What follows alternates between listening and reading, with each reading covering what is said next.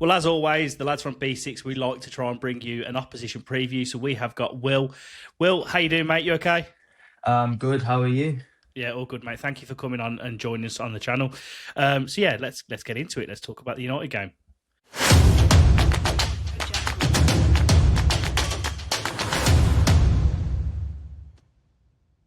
Welcome back to the latest episode of B6 and Beyond. You were here with me, Corey, and Will to preview the Man United game and preview what we should be expecting from Manchester United this weekend. As always, we do have an ongoing giveaway, guys, for either match tickets or a shirt of your choice. All that you need to do to qualify is hit that subscribe button. We give away that every 500 subs, and we are getting close to the next giveaway. So let's get straight into it, boys. So, how do you feel as a Man United fan this season, Will? Presume you should be in a little bit of a better mind frame in comparison to last season. Well, obviously, I think we are a bit better than we were last season. I don't think it could have really gotten any worse. But, there's a lot of questions around Ruben Amorim at the minute. And, there's kind of a lot going on, especially the game against Bournemouth. I mean, 4-4, bit of a crazy game, but there was a bit of, the thing with Mainu after it. It's like whenever something good happens at United, there's always just a drama. But I'm, the last few results have been a bit, up and down. But to be honest, I think we're getting into a stage of the season where I think we're going to struggle with AFCON, but Villa is a bit of a game where Man United tend to turn up in, so God knows what's going to happen there. But I'm weirdly feeling a little bit optimistic about the game against Villa, and I'm happy with United at the minute. Yeah, you mentioned about players going to African Cup of Nations. We did on our preview for the game ourselves. You're missing obviously Burma, Mazraoui, and also, who's the other one? There's three, isn't there? Ahmad, there you go. Three top players, but then with Casemiro being out and then Maguire. And I believe De Ligt is injured. Correct me if I'm wrong. I've seen a few United fans say he might make the game. Might. I think it's a might. I think Maguire definitely will be out, but De Ligt, it's a bit 50-50, I think. So what we were saying, going into the game, realistically, we should have a little bit of confidence with the form that we've been, the way we've been playing at Villa Park, and then the players that you've got missing. But I can't get confident about Manchester United. Yeah. We beat you once at home in 30 years, and that was at Emery's first game recently. So it's like, yeah. So what are you expecting from the game? Oh, what am I expecting? I weirdly think United will turn up. Like you said, it's a game where Manchester United just turn up. So if it was any other team, I'd feel a little bit. Even though you're in an amazing run of form, like 9 wins in a row is so impressive, and it probably will be United to make it your 10th. But even with players out, just the fact that we've turned up against Villa in the past, I just think, I'm optimistic. But I think there'll be a lot of goals this game. I think you look at the game against Bournemouth. 4 goals conceded, but like it almost feels like every time we score, we just concede straight away. So I think it'll be a very open game against Aston Villa. Corey, you got any questions? Yeah, I was going to say, obviously, you've got a few players missing, as we've touched on. How, in terms of, obviously, I know, like you say, Man United versus Villa, it's always a bit of a confidence boost for Man United fans. It's a whole right side that you're missing there. So how do you think you sort of counter that so it becomes, even if the players do step up, surely it's weaker players in that position? Unless I'm missing something.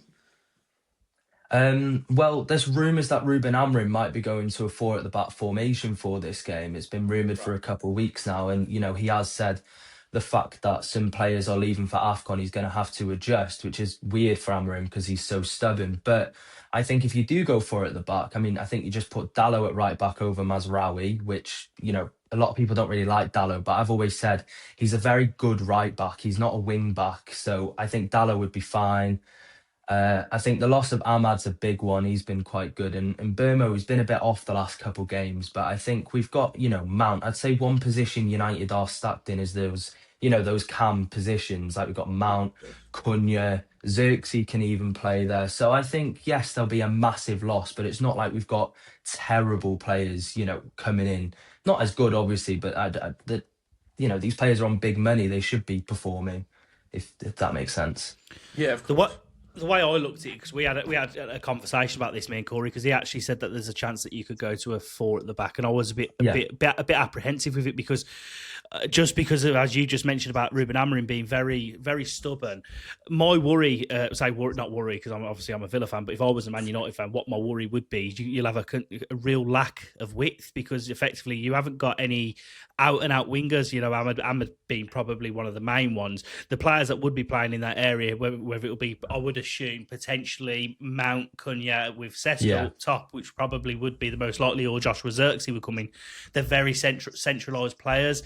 Whether we see a Bruno go further forward, but either way, you've just got no width there. Everything's going to be very much down the centre of the park. And for Villa to counteract that, all that they'll do is stick a box midfield in there, and it'll be a very, very scrappy, cagey game in the middle of the park.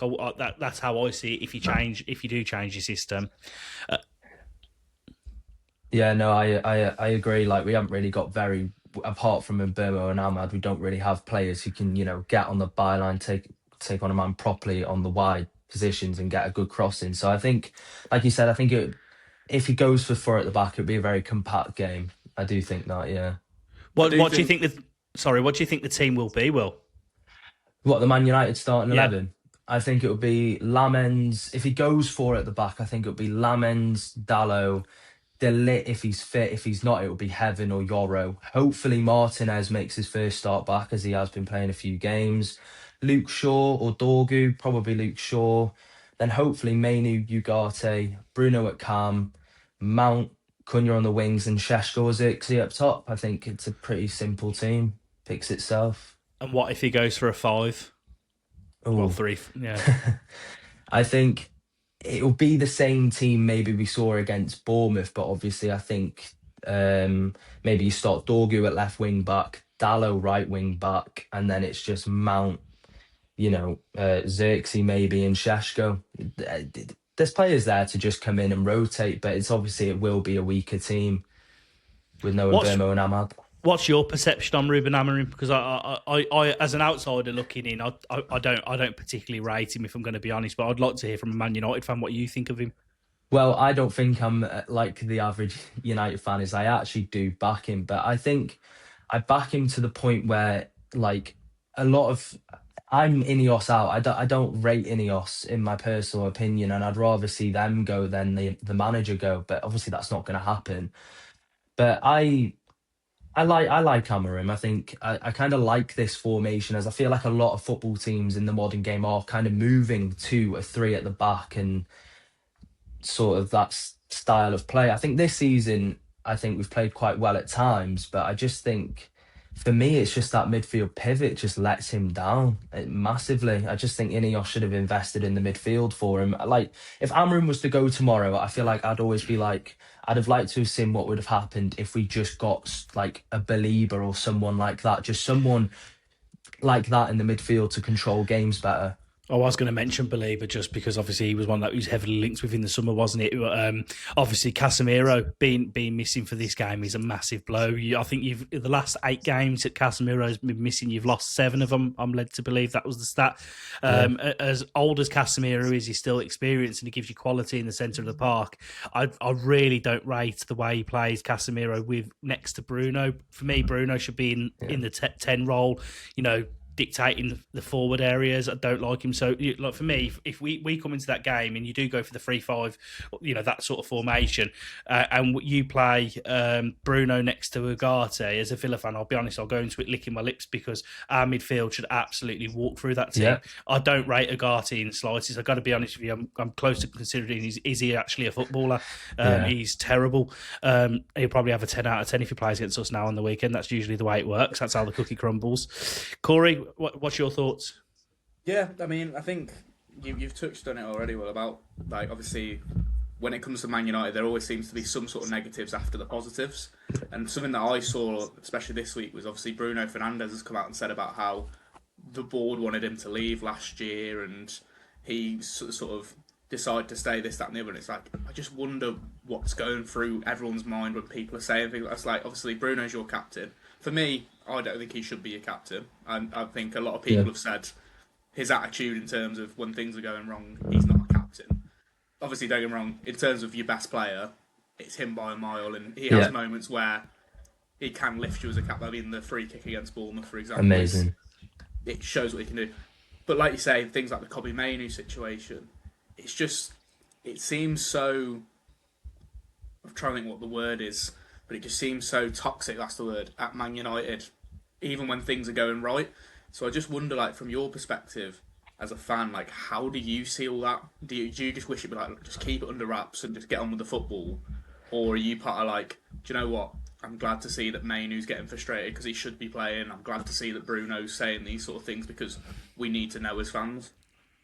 Touching on the Bruno thing, like I said to you guys, I'm not a massive fan of Ineos. I just don't really rate them. I look what they've done at Nice, and I like how Bruno's called them out. I personally like that, Yeah. because I don't really like Ineos, to be totally honest. But the Mainu thing, I think he has every right to be frustrated. I think you're watching United turn up in weeks and just not particularly playing that great. And I can't remember what game it was.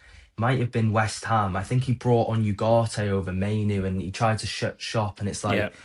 now we've conceded a goal, we're just not going to kick on then. But I like Garnacho last year. I was happy to see the back of him because of this toxic attitude and mentality. And I just think if players are like that, they need to get out of Manchester United. I'm not saying Mainu is or Bruno is, but the toxicity, like I think Amarim's trying to get rid of it, but it's just kind of keeps always coming back. But no, I understand why Mainu's frustrated, and God no, we don't even know if he knew that his brother was wearing that top or not. But he should be Absolute playing idiots. more.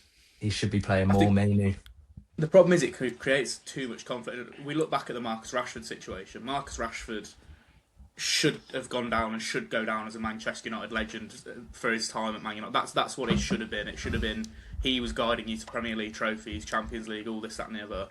And then slowly that started to get more toxic, and now it's got to the point where you've got Man United fans being like, oh, why could he never do this for us, this, that and the other? And like you say, I do think it comes from the top with Ineos, where it's just sort of like they're getting in the wrong people, they're not thinking about Man United. I mean, Man United are built around that whole class of '92. That's one of the main things that everyone thinks of when they think of Man United. That academy coming through, and like you say, you've got people like Garnacho, like Rashford. I don't think Garnacho's got a massive attitude problem, but you've got these players coming through the youth system, Mainu now as well, who those were meant to be the players who were the pillar stones for what was going to come, and they're being shifted out for Agate, Casemiro, people like that.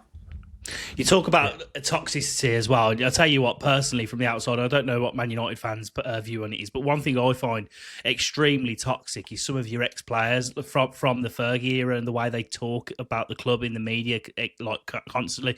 Roy Keane, Paul Scholes, Nicky Butt, all these players that are on podcasts. Like I heard one, was it Keane?